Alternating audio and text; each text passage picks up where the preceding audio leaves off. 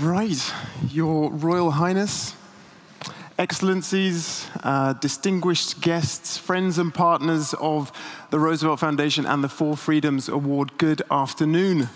My name is Ikenna Azuike, and it is my pleasure to wish you an exceedingly warm welcome to the 40th anniversary of the Roosevelt Foundation.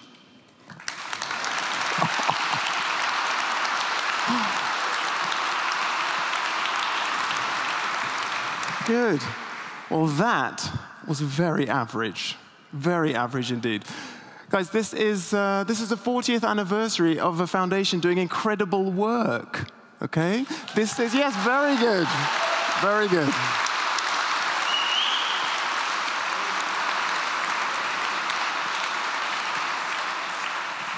Very good. That sounded much more like a celebration than a kring Vrijdag. I know you Dutch people have, I know your traditions. But listen, as much as this is a festive occasion and an opportunity to reflect on 40 years of positive developments and achievements, it is clear that the Four Freedoms have lost none of their urgency. We live in an increasingly polarized, populist, post-truth world, and the values represented by the Four Freedoms are under pressure. So today is absolutely also a reminder for all of us that there is still work for us to do. And I say us because I know everyone in this audience is willing to work, to fight hard for a better, healthier, safer, more peaceful planet. Okay? It is achievable. We can do it. We must do it. We will do it together. Right? Yes, good. Oh, I sound like a teacher. I'm sorry. Yes. Headmaster, sorry. Talking about doing things together, though, this stage is going to be graced by all manner of people from all walks of life today. We have a terrific program for you, but no buts, actually. The person who I would love to invite here, though, to give you a more official, more eloquent, warm welcome is none other than the chair of the Roosevelt Foundation and the King's Commissioner for the province of Zeeland, Mr. Han Polman.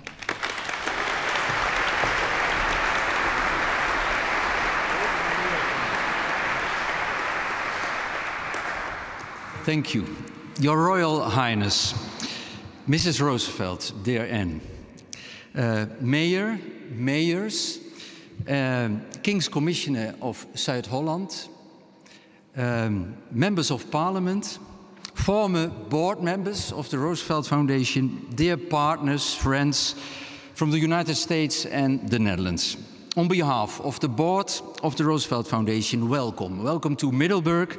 Welcome to the Koorkerk. What a special moment to meet you here all today in this church where it all began. 40 years ago, on the 16th October, Her Royal Highness Princess Juliana received the first Franklin Delano Roosevelt International Four Freedoms Award here in this church. Our story really began, of course, with a message of hope more than 80 years ago. In 1941, President Roosevelt presented his vision to us of a world based on four freedoms for everyone, everywhere in the world. And that positive message mobilized and united millions of people to fight for something, for the restoration of democratic values, for social justice, and for human dignity for all. And that message, that cause still unites us today. And it should encourage us that the sense of common good, the sense of shared human values can come out of a crisis. Even the worst crisis the world has ever seen. It should give us hope that also in the crisis we face today, we see the devastating war in Ukraine and the consequences it has, people will take the path of compassion and courage. In challenging times, we must strengthen our focus to keep fighting for a better world. Yesterday, Princess Beatrix opened the exhibition The Century of Juliana in the Nieuwe Kerk in Amsterdam. Just like President Roosevelt replaced hate with compassion and fear with faith and hope, Princess Juliana promoted a message of peace in a world divided by the Cold War. She put human dignity and welfare first, a brave and powerful message in challenging times. And 40 years ago, the first International For Freedoms Award was presented to Princess Juliana by William van den Heuvel, whose daughter, Katrina, I'm proud to say, is also with us today. Welcome, Katrina. I do miss him. We miss him. William van den Heuvel was a United States ambassador to the United Nations, president of the Roosevelt Institute in New York, respected founding father and honorary member of our board, the Roosevelt Foundation here in Zeeland. He once described the Four Freedoms very strikingly as our best defense against the corruption of democracy, our shield against the forces of intolerance and fanaticism, our commitment to erase hunger and poverty from the earth, and our effort to reach collective security. And these words of William of Bill still belong to the best definitions of what the Four Freedoms mean to us, and still define our ultimate goal. 40 years ago, the Roosevelt Foundation committed to the creation of a society based on the rule of law and the respect for human dignity. A society of hope, opportunity and justice for all of us. That was our purpose then, and that is our purpose now. In the past 40 years, great advocates of freedom have told us about their fight, their challenges and their dreams. You will see many of them in the short video that we will show in a minute. Their example inspires and encourages us as a message that we must keep fighting for the essential freedoms for everyone, everywhere in the world.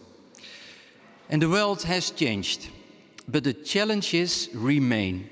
And together with our sponsors and partners of the Roosevelt Foundation, we continue to promote the respect for freedoms.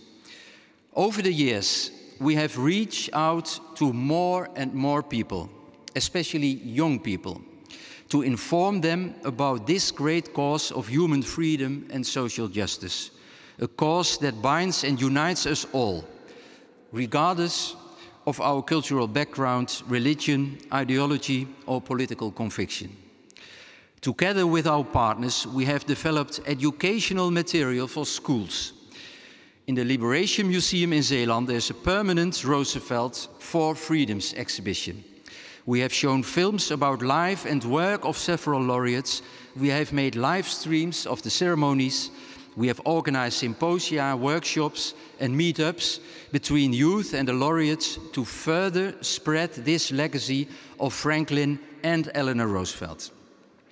I strongly believe that the Four Freedoms offer us all a valuable moral compass and important guidelines for how we organize our society, for how we live our lives, and for the choices we make every day as individuals in our work, school, and family. And that's where it all begins. In the famous words of Eleanor Roosevelt, without citizen action to uphold human rights close to home, we shall look in vain for progress in the larger world. To make people aware of this truth and to stimulate people to start acting, like it has been our common purpose in the past 40 years, and it will remain so for the years to come. It is a mission with no end, but together with you, your support, all our partners and friends, we will continue with a feeling of pride and responsibility. Thank you very much.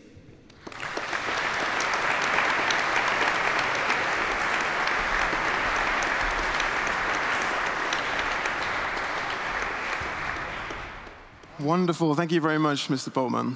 Yes, freedom begins with us. The truth is, though, I suppose, what we as ordinary people can actually do in our daily lives to secure those freedoms is sometimes difficult to figure out. And sometimes when you think you figure it out, it can be intimidating or overwhelming when you think of all the work that has to be done. The good news is that the work, our Four Freedoms laureates, of course, they also share these sentiments.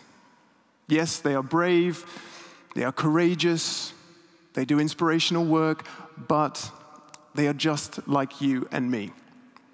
They're not superhuman, they're not otherworldly, they haven't got Marvel superpowers as far as I'm aware. They're just like you and me. They get moody, they get upset, they get anxious, they feel like giving up, but then they say no. They say enough is enough, we will stand and we will fight, and that is something that we all here in this room can do. We can stand, we can say enough is enough, and we can agree to do our part. A few interesting facts and figures about the Four Freedoms laureates and the awards, which I've picked out. Since 1982, over 106 laureates from all over the world have been awarded a Freedom Medal in recognition of their work.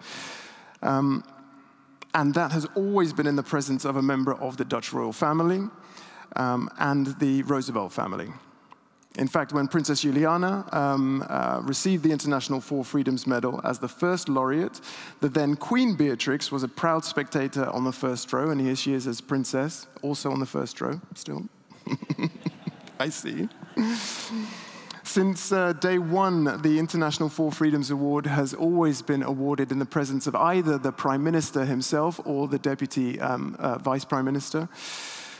And perhaps most impressive of all, the number of delicious Zeeuwse local pastries that has been served over the last 21 awards runs into the millions.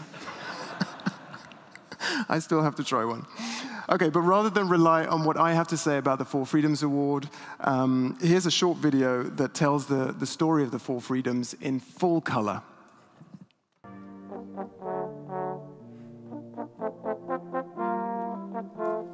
The provincial government of Zeeland is proud that the Franklin Delano Roosevelt Four Freedoms Foundation is presenting the Four Freedoms Awards in this province. The laureates we honor today show us clearly that we should not tolerate the violations of human rights. It fills me with pride that so many persons and corporations support the ideals of President Franklin Roosevelt. I wish you all an inspiring ceremony. Thank you very much.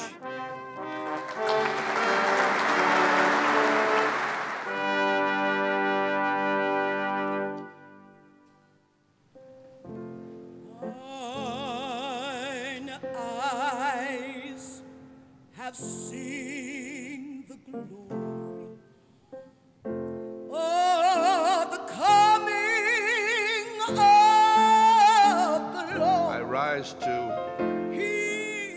express the appreciation of my family. No one would admire your accomplishments in the cause of freedom more than Franklin Delano Roosevelt.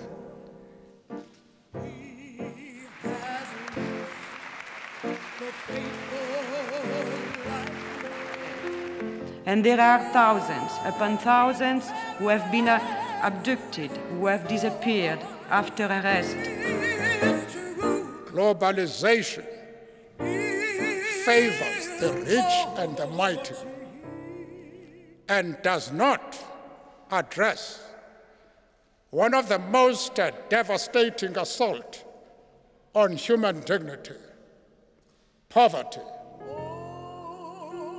Although I received the Freedom from Fear Awards, it does not mean that I'm not afraid. Glory, glory, hallelujah. Glory, glory, hallelujah. Glory, glory, hallelujah. Is true. shared much of their lives with others to bring about a better story and a happier ending. Amazing people, like our laureates today, have worked to see this vision carried forward around the world. That so many are committed to these freedoms is a blessing that cannot be understated.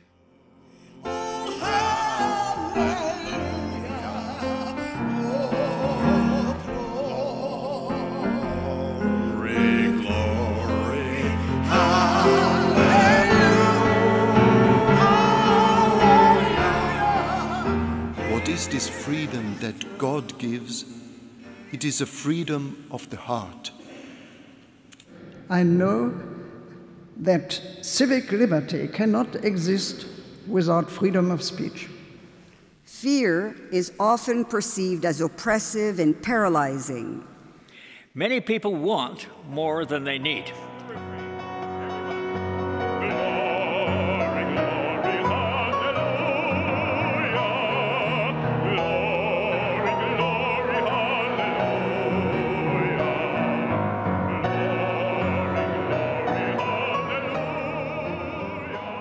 Realized that I had two options, only two options.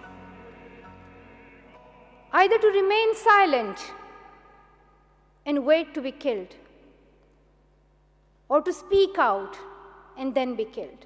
It's time to act and put words into action. One more time. Come on, everybody. Oh, glory, glory,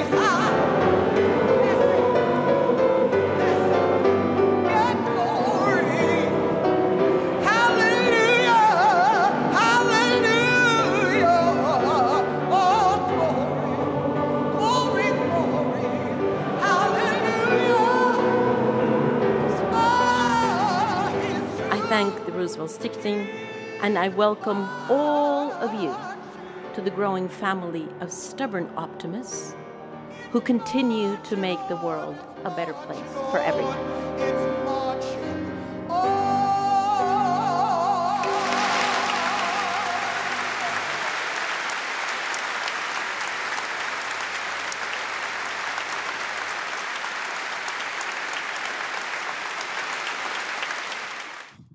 What a heartwarming video. Also heartwarming to watch you. I looked this way and lots of smiling, kind of gormless-looking faces, just like that, but beautiful, absolutely lovely.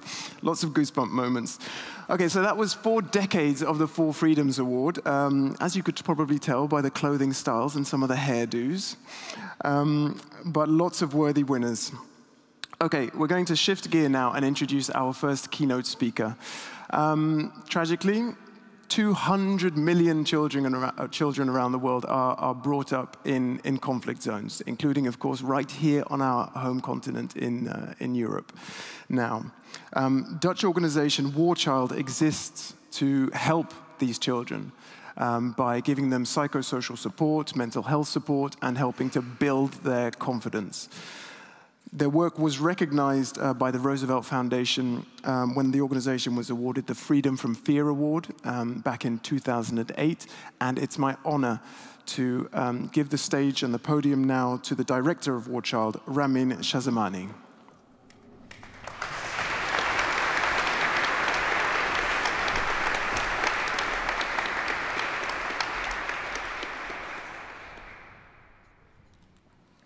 Hi, everyone. Your Royal Highness, Mrs. Roosevelt, Mr. Pullman, honorable guests. It's an honor to be here with you today, celebrating the 40-year anniversary of Franklin D. Roosevelt's Four Freedoms Award. I want to recognize all the laureates of the past 40 years who dedicated their lives and have struggled to uphold the 4 freedoms. Freedom from want, freedom of speech, freedom of worship, and freedom from fear. I humbly accepted to be the keynote speaker, primarily for 2 reasons. The first, because War Child was honored in 2008 with the award of Freedom from Fear. But secondly, because I thought I knew what freedom meant to me and what the four freedoms symbolized in my personal and professional life. As I pondered about my speech, I realized how naive and misguided I was about my freedoms. In preparations for today, I tried to think of the four freedoms articulated by President Roosevelt through the lens of the children for whom we work for in War Child, all of whom have experienced conflict and war, many of whom have lost one or more members of their families, some of whom were forced from their homes, either internally displaced or as refugees, and some of whom were forced into armed groups and violated. A conservative estimate, as indicated, is that there are approximately 200 million children directly affected by conflict and war, and unfortunately those numbers are growing year over year. I tried to think of the four freedoms through the eyes of Daniel, who at age 6 lived through a conflict in his village in Uganda and ran home to search for his family. Unfortunately, they had to flee and were nowhere to be found. And tragically, 6-year-old Daniel found his best friend killed. In Daniel's words, "I walked for days and days. I saw the dead bodies of young and old. It affected me and haunted me wherever I went. Every day felt like forever." Daniel made his way to the city of Lira, where he felt alone, abandoned, and lost. He lived on the streets and ate from garbage bins. Once Daniel got into trouble with the law, he was introduced to War Child and participated in a program to manage his mental health, and eventually was able to set goals and his future and start a positive path. Today, Daniel, in his 30s, is working as a psychosocial support facilitator to help other children from South Sudan and the Democratic Republic of the Congo who have fled war and conflict. When I think of the four freedoms, I think of Maria Alexandra, who was forced as a minor to join an armed group in Colombia. She was forced to take part in acts of violence which no child should know of, let alone take part in. Maria Alexandra was eventually demobilized, and as a child combatant, she joined a program supported by a local organization and War Child. Together, there was help to rebuild her sense of self, a fostering of her resilience, and helped her to pick up the pieces of her life and pursue her education. Maria Alexandra survived and had a choice to make. She was economically strapped, and she had the choice to go back and join the armed forces or armed groups, or choose another path. Maria Alexandra chose the path of freedom and built a safe and stable environment for her children and broke the perpetual chains of violence. Today, Maria Alexandra is also helping young people build a better future. In Colombia, children who were involved in conflict and war and participated in the programs of War Child shared the following with us. "Before, my legs took me to dangerous places. Now they take me to school. Before, only words of hatred and pessimism came out of my mouth. Now I have words of hope and change. And 10-year-old Catalina said, before my heart was like a dry and withered flower. Now I can feel it beat. One of my heroes, Nelson Mandela, said that to be free is not merely to cast one's chains, but to live in a way that respects and enhances the freedom of others. I believe Daniel, Maria Alessandra, and Catalina are living the true sense of the word freedom. The four freedoms articulated by President Roosevelt over 80 years ago are reflected in the Universal Declaration of Human Rights. They are equally as relevant today as they were then, and universal to all humans, regardless of their belief systems or lack thereof, regardless of their creed, race, political view, gender, sexual orientation, abilities, or any other cross-sectionality of identities. As long as there is intolerance for the belief systems of others, there is room for extremism and fanaticism to fester. As long as there is extreme inequalities, which does not allow a person or a group of people to freely build their future, there will be a struggle for equal opportunity and wanting. And as long as there is oppression of one's freedom of speech and expression, and perpetration of fear and tyranny, there will be violence and war.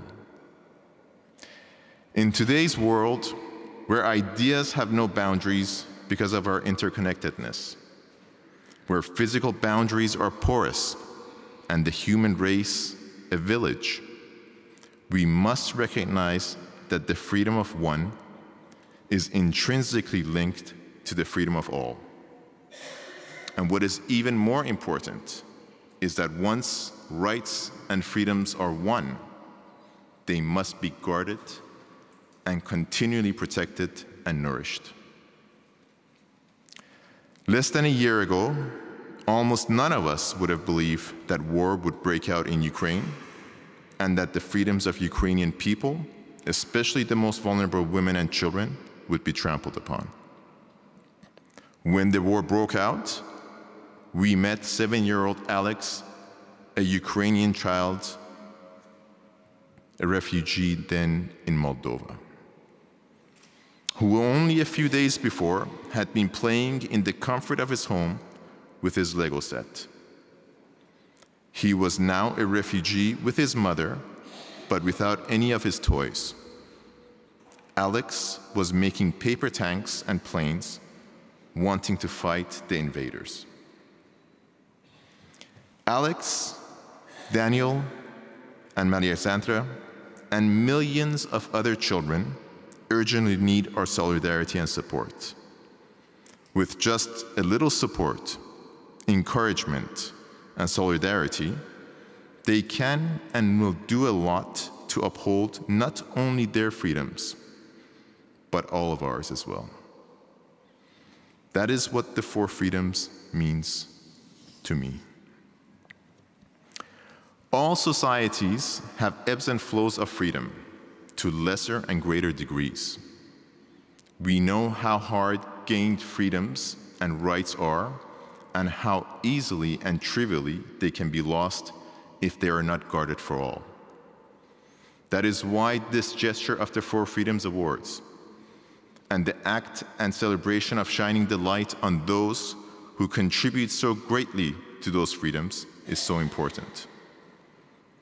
At the start of my speech, I shared with you my naivety about my freedoms. I am a fortunate person, as I was born in Iran and raised in Canada. I claim the rich heritage of both cultures, but the tumultuous nature of my home country led my family and I, as a child, to my second country, Canada. I have been fortunate to live in many countries and work for and be inspired by the courage and tenacity of children like Daniel and Melisandre and numerous others around the globe. But as you know, right now, children and youth, especially young girls in Iran, are standing up. They are demanding their freedoms and are being brutally silenced. I was wondering whether I should say anything here today about this situation, because I feared what may happen if I spoke up. My fear, rightfully or wrongfully, made me doubt my freedom and my responsibility. On deeper reflection, and true to what the four freedoms stand for, I could not stand in front of you today and not stand for the freedom of the youth, especially the young women of Iran. I stand in front of you today in solidarity with all children and youth oppressed and conflict-affected countries, and in this moment, especially for the rights of Iranian children, youth, and women. I share with you the slogan being chanted on the streets of Iran: women, life, freedom. Will you stand with the children and youth? Will you share your superpower of hope and solidarity and uphold the true essence of the four freedoms? Thank you to the Roosevelt Foundation and Royal Highness Princess Beatrix for continuing to empower peacemakers and freedom seekers. Thank you to all the children that inspire us with their acts of courage. Thank you for allowing me to share this special occasion with all of you. And thank you for standing in solidarity with children and youth worldwide.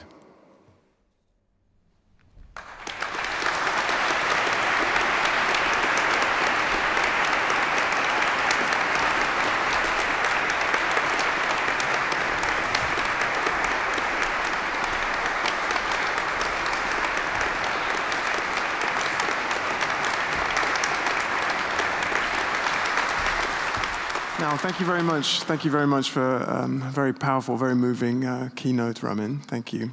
The personal testimonies you shared of Daniel, of Alex, and the others are so powerful.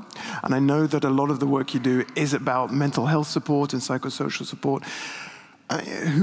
Where do you get your support from, though? Because you hear so many harrowing and really brutally tragic stories. How do you stay positive? And you know, it's impossible to do the work that we do, and I'm sure many of you do, without that positivity.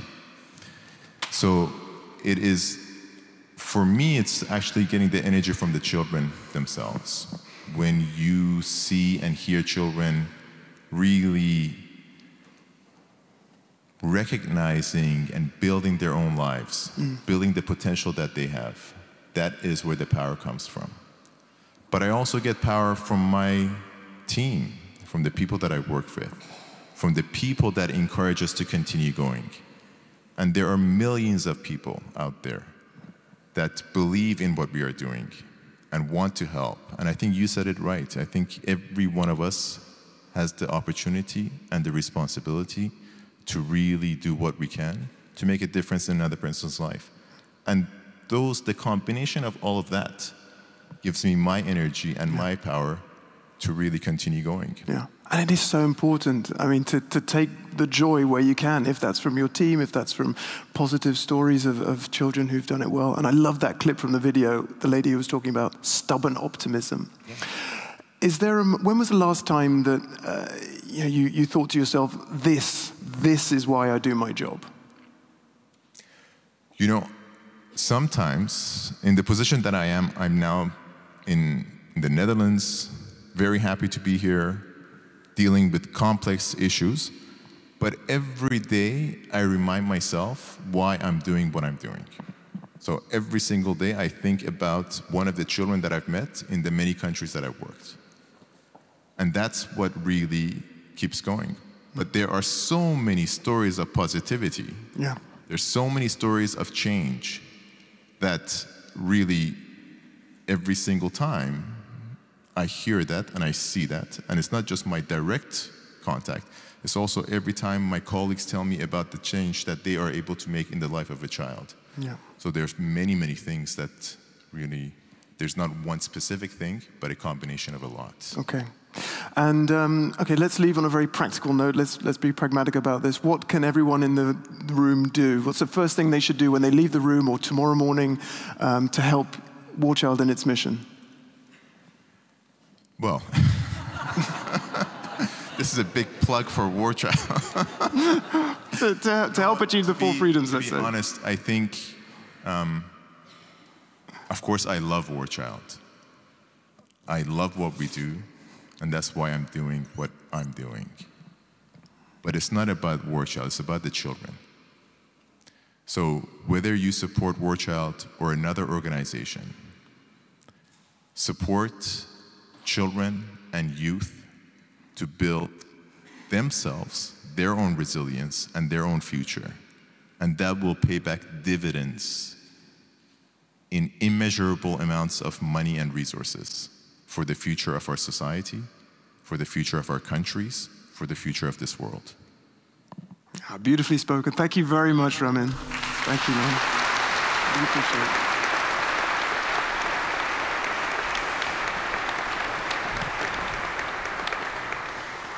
Wow, and Ramin has also given me the most amazing bridge to our next segment, because it's about giving youth a podium. So thank you very much. A little bit of context before I do so. Back in 2014, democracy and peace activist Malala Yousafzai won, or was awarded rather, the Four Freedoms Award for freedom from fear. And her speech in that ceremony in the Nieuwe Kerk was also extremely moving, extremely powerful, and despite hundreds of people in the room, you could hear a pin drop, much like when we just saw a little fragment of her speech here on the video. At that time, someone else who was in the room was inspired. Marion von Tilze composed a song called Malala Speaks as part of her series Meetings with Remarkable Women. And that song is now about to be performed by 25 international students from the University College Roosevelt. So, with conduction by Ramin van den Boom, please give a warm round of applause to the Roosevelt College Choir.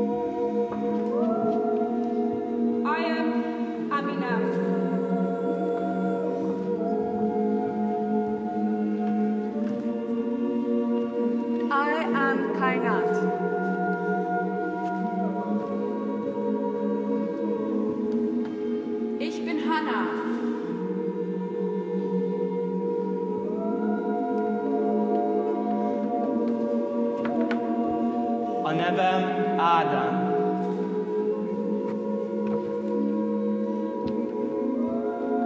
Nazywam się Krzysztof. Je m'appelle Solena.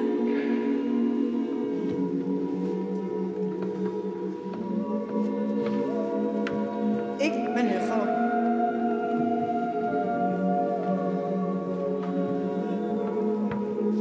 Eu sou a Bia.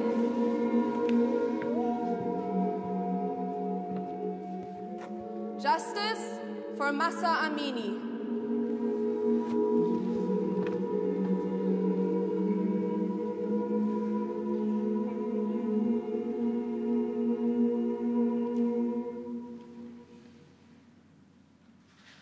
Let's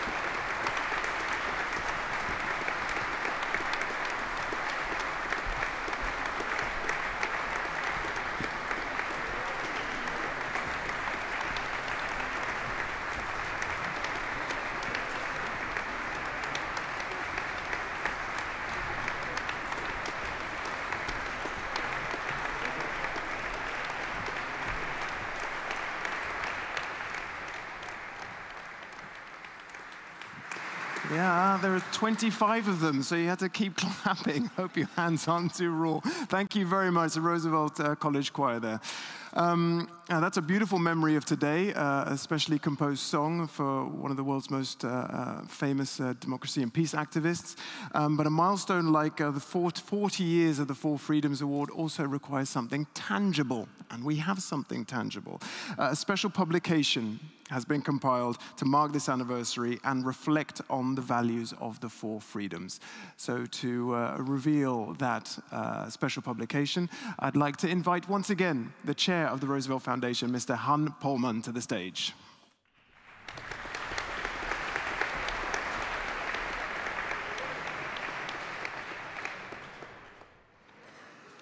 Thank you. I can't sing so beautiful as it was. Terrific. Your Royal Highness, Mrs. Roosevelt, dear Anne, dear friends, it's my honor to present to you now the special publication 40 Years for Freedoms Awards. It was created especially for this anniversary now here in Middelburg.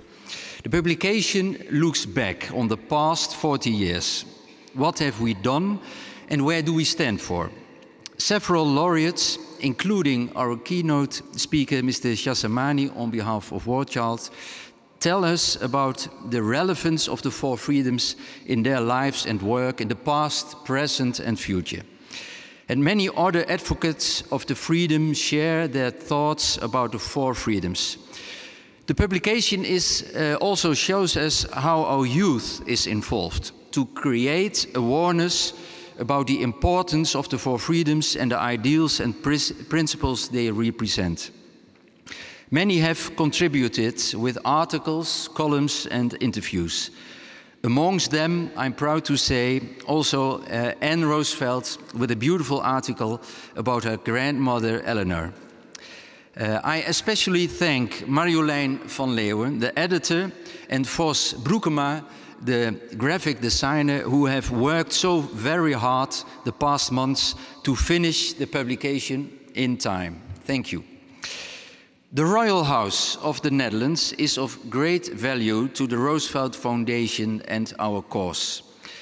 Your Royal Highness, Princess Beatrix, you have always honored us with your presence at the Four Freedoms Award ceremonies, and you have always supported us in the past 40 years. Your contribution to our ultimate goal to create a society based on the rule of law and human dignity is very much appreciated and cannot be overestimated. On behalf of the Roosevelt Foundation, thank you very much, and it is an honor for me to present the first copy of 40 Years for Freedoms Awards to you, Royal Highness. Thank you very much.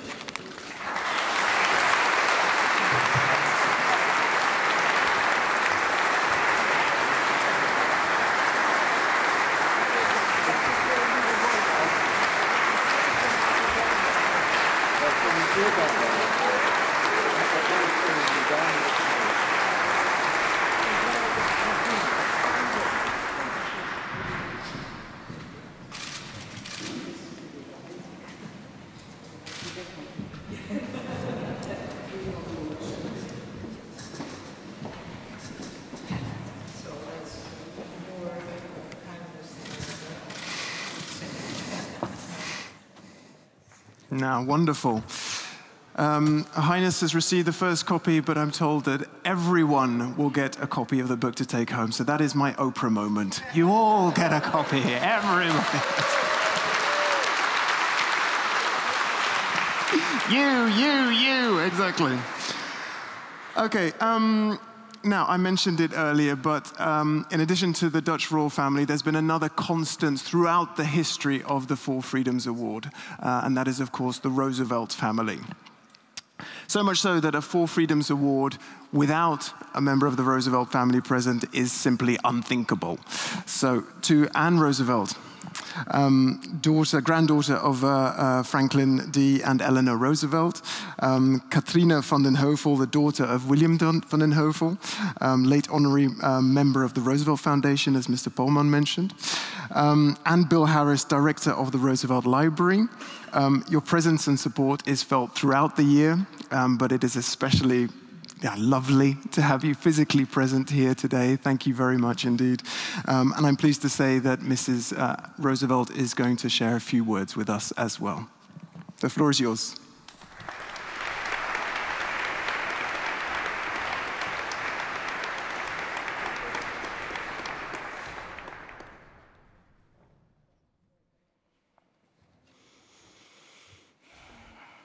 Your Royal Highness, King's Commissioner Han Polman, Mr. Mayor, Roosevelt Foundation Board, and For Freedom's friends. I am so pleased to be able to be here with you today to celebrate the 40th anniversary of the For Freedom's Awards.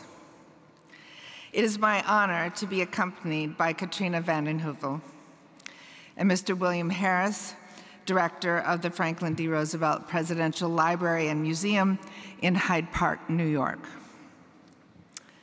We bring you greetings from my family, from the board of the Roosevelt Institute, and from the many friends of the For Freedoms in the United States. I feel your father's hand on my shoulder, Katrina, as I stand here.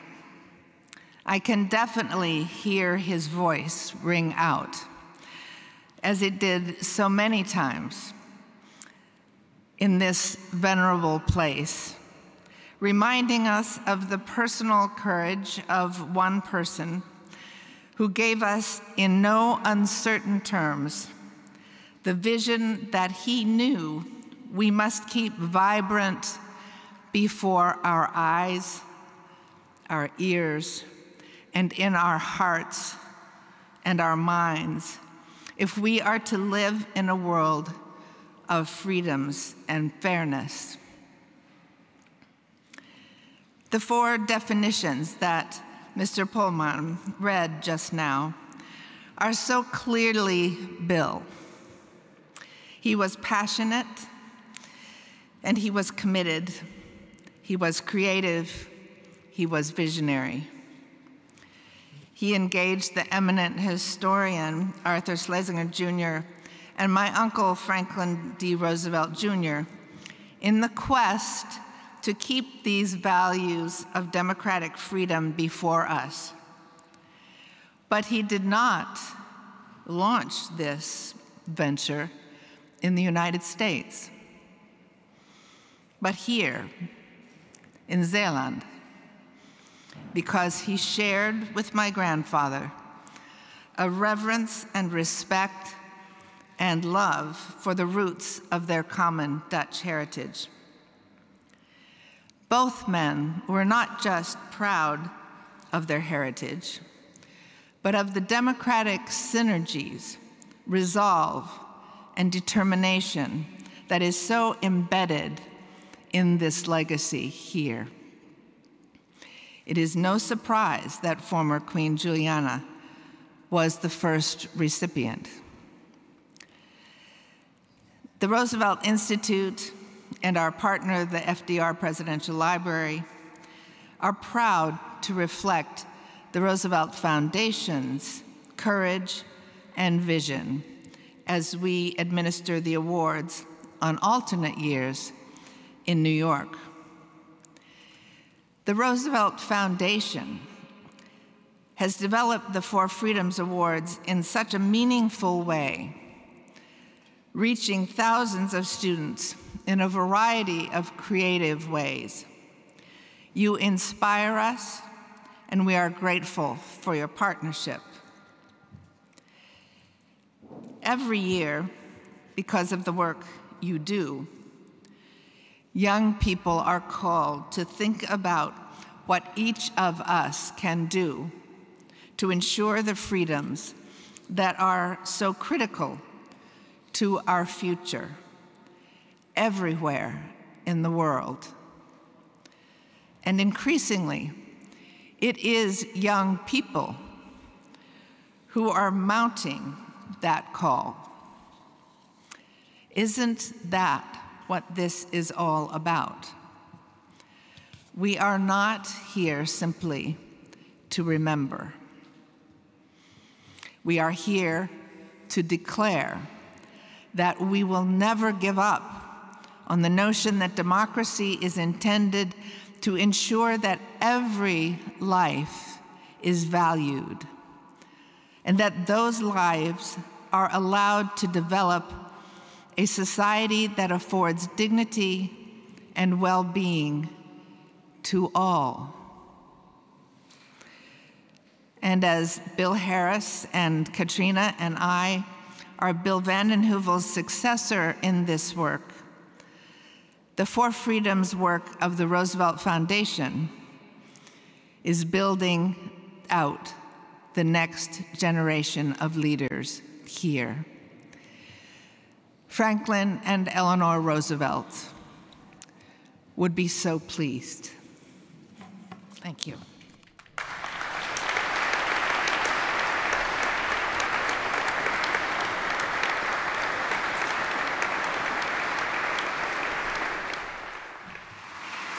Lovely.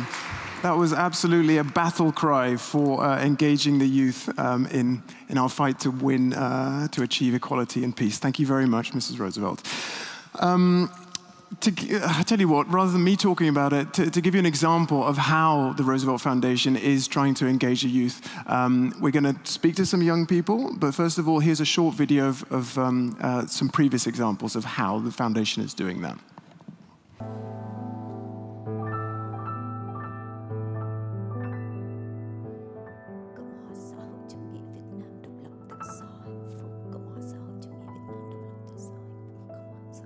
Việt Nam độc lập tự do hạnh phúc.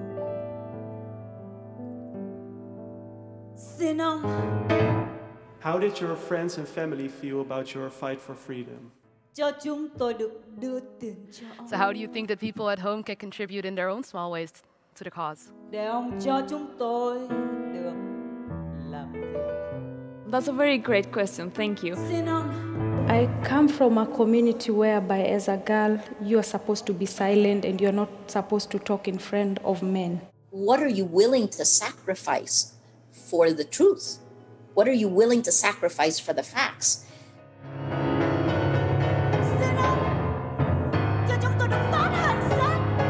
Vietnam never had freedom of speech, freedom of expression.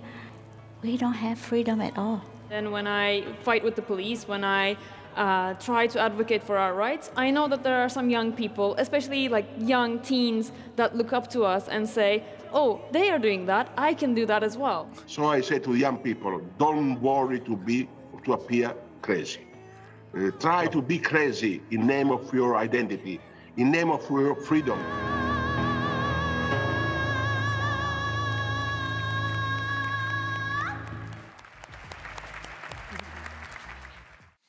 And I'm very pleased to say that we're going to invite a few young people here onto the stage to share their own ideas about the Four Freedoms. Please give a very warm round of applause to Catalina Arnoudse, Emma Kovalova, Antonio Gutierrez, and Yuri Barinenko.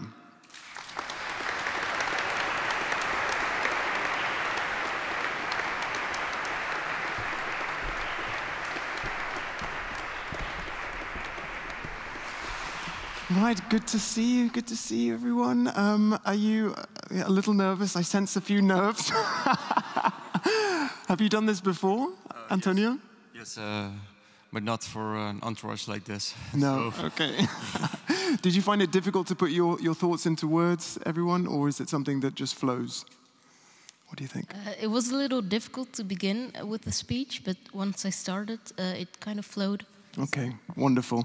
Okay, now, enjoy the moment as well. It's fantastic to hear your personal thoughts. Antonio, you take the podium first. We can sit down, and then we'll rotate, okay? Hello.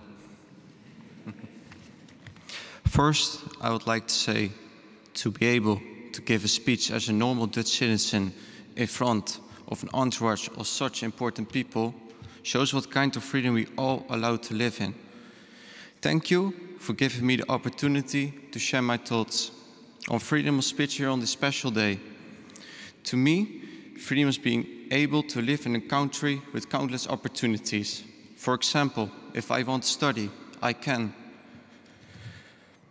If I want to have a nice evening with my friends, I can. If I want to work, I can. And if I want to express my opinion, I can. There's nobody who will hold me from doing what I want to do with my life. I'm a last year at college at Scalda MBO Vocational Education, and I can proudly say I've been able to make my own choices every step of the way.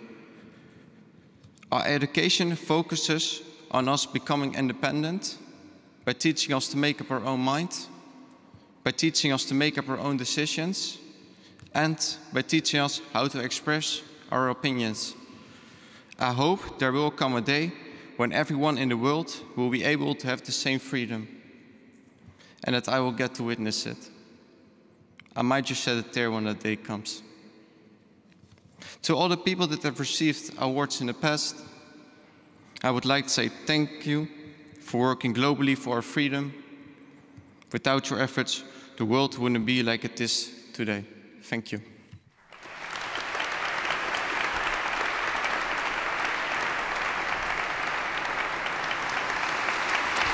Beautifully spoken. Thank you very much, Antonio.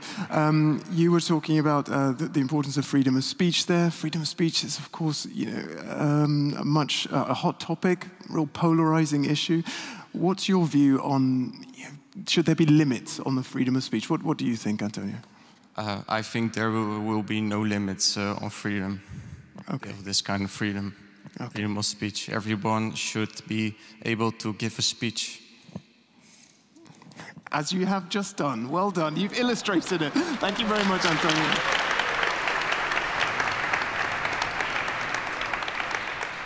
Catalina, go ahead.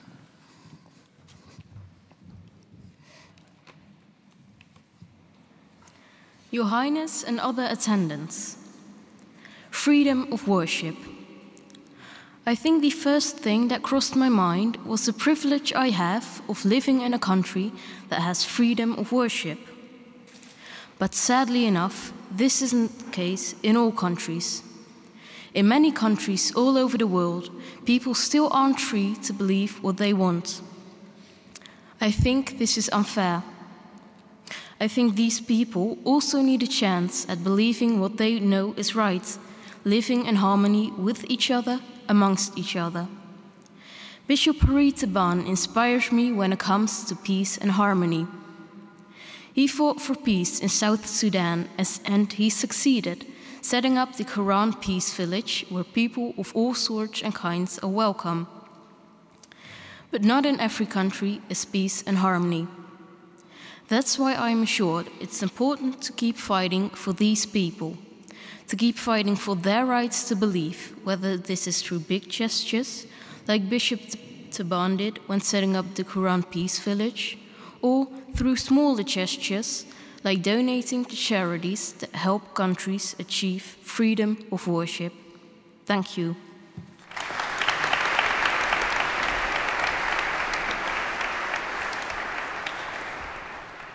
Great job, Catalina. Listen, what would you say to people who maybe sit on the other side of the fence and they say, religion is, or freedom of worship is the cause of a lot of division, a lot of conflict? What would you say to them? I think I'd say it's the other way around. Freedom of religion causes less conflict since people are able to express themselves how they want, believe in what they want, and yeah, that causes less conflict, I believe. No, very clear. Thank you very much, Catalina. Emma, the floor is yours.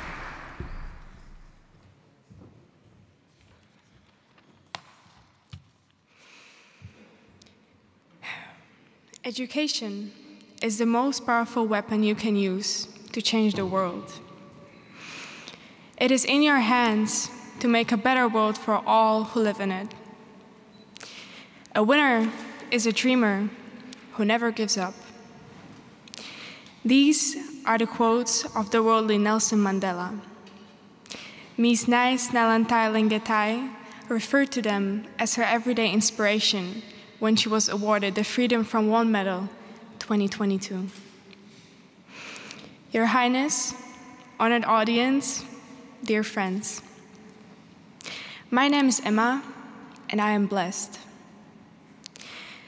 I am 20 years old, and I have never gone to bed on an empty stomach. I go to school every day, opening the many doors of possibilities. And I always have a warm home to come back to after. Sorry. However, there are people in this world who have never had a day like mine. They are dreaming of a day like mine, of a day in which they do not have to worry about their basic human needs. So I call upon you, dream. Dream for them. Dream for those who cannot dream for themselves. Make our blessings their blessings too. My name is Emma, and I am blessed. Thank you.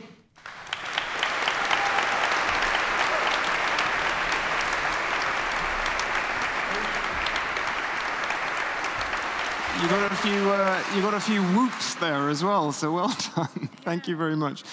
Emma, you talk about dreams. Paint a picture for us. What does your dream world look like?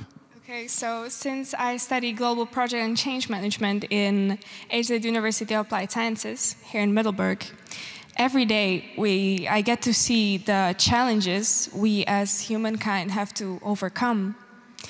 And my dream is to grow old in a society which fulfills its full potential, distributed equally for everyone in balance with the planet. That's my dream. Okay, beautiful. Thank you very much.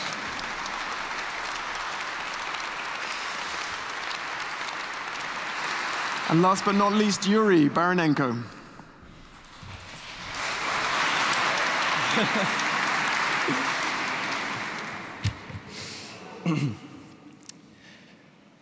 Dear honorable distinguished guests, Your Highness, today it's a big honor for me to be present on For Freedom Awards, to represent my country, Ukraine, and to talk about freedom from fear. If I ask you what your biggest fear is, what would you say?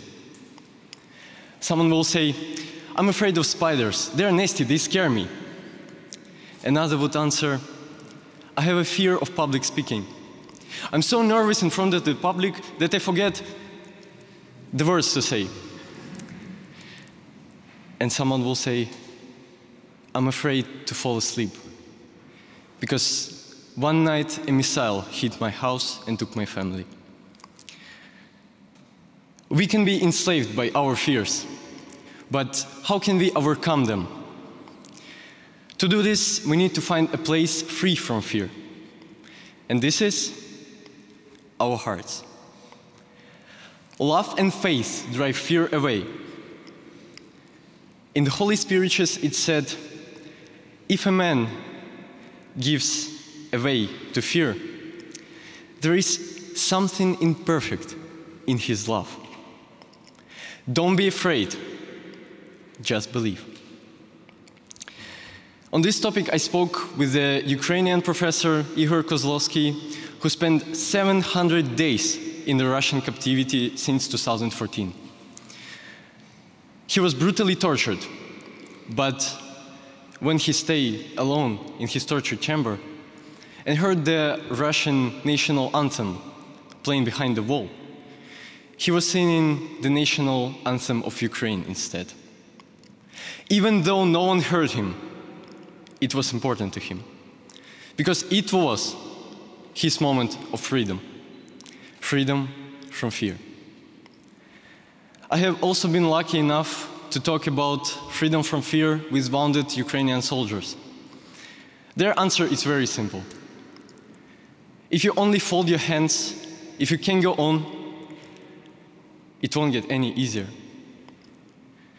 Who then, if not you, will be able to protect your family and your country? In their attitude is the whole meaning of freedom from fear. Today, the 14th of October, is the day of the defender of Ukraine. These heroes show the whole world every day that if there is faith and love in our hearts, then no fear will stop you from reaching freedom. I would ask you, please, observe a minute of silence for all those who have died in the fighting for freedom.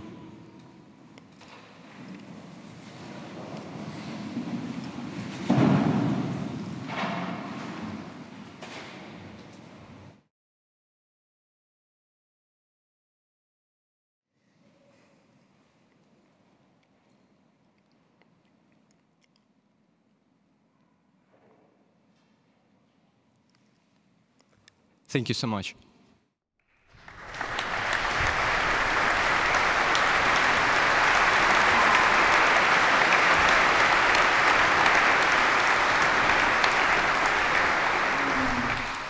You make a lot of people proud, I think. Well done. Don't know really quite, you need to let that process and sink in, but I would like to ask, what would you say to people who don't want to speak up or don't think they need to speak up because their voice doesn't matter? Yeah, who would want to listen to them? Yeah, I think this is an important question because a lot of people are afraid to speak up. But I believe that our hearts always tells us what is right and what is wrong, somewhere inside of us. So just listen to your heart, and then it will give, even the small step will give an impact to the future generations, and you won't be ashamed to watch them in the eyes. Okay, thank you very much. Thank you. Thank you very much, Yuri, Emma, Catalina, and Antonio. Thank you very much. Yeah, you can leave. By the way, Yuri, are you wearing Ukrainian socks? Yes. Wow, that is, show them off, patriotism. Wonderful. Oh, lovely, very powerful. Folks, we are nearing the end of this anniversary event. Yuri and the others are heading back out straight away because they have an audience with Her Highness. I hope you all feel very motivated to continue supporting the work of the Roosevelt Foundation. For one more time, please, I'd love you to give another round of applause to the chair of the Roosevelt Foundation to say a few final closing words. Mr. Han Polman.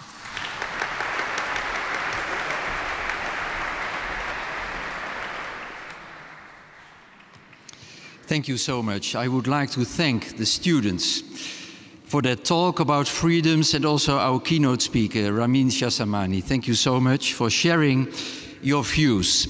Your contributions show how aware we all should be for the importance together in solidarity to defend and to protect our freedom. It shows enormous strength and courage to stand up for freedom, as we can find it in our own heart, as we heard so good expressed. Even and right now, in difficult times we face in Europe, in the world. Thank you so much, Your Royal Highness, Mrs. Roosevelt, dear Anne, dear partners and friends. I want to close this meeting with some words spoken by Princess Juliana when she received the first International for Freedoms Award in 1982. She said, "We cannot hope for better times unless mankind as a whole throws off its shackles of any kind, not only those of tyranny, but also those of self-interest, prejudice, lack of understanding, and lack of confidence. So let us be confident and throw off these shackles and truly create the better world President Roosevelt envisioned in 1941. It was and is our mission, our will and commitment to make people's lives better. Together with you, our partners and sponsors, the Roosevelt Foundation and the Roosevelt Institute in New York will continue to promote the Four Freedoms. We want to thank you, dear friends, for your support in the past years, today, and we hope for many, many years to come, as is necessary for the creation of a world based on four freedoms. We can all make a difference, and together we can make an impact. Thank you very much.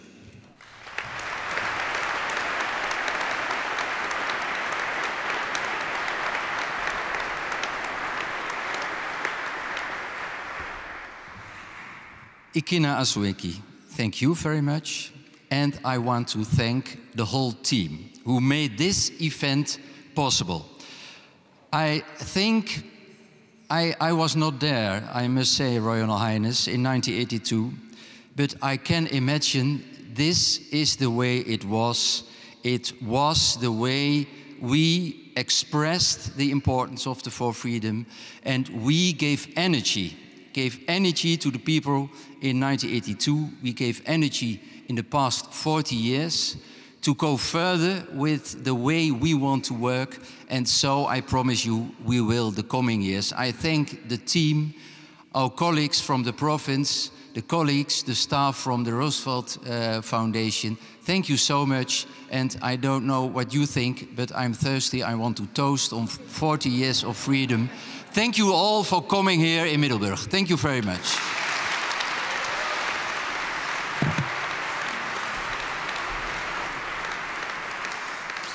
Yes, I'm the only thing standing between you and beer and wine. Thank you all for your undivided attention. Before you leave the room, folks, please, I'd request you to remain seated until Her Highness and other people have walked out of the room. And once they're out, then the rest of us can go through. My name is still Ikena Azueki. Today has been a privilege and an honor. Thank you.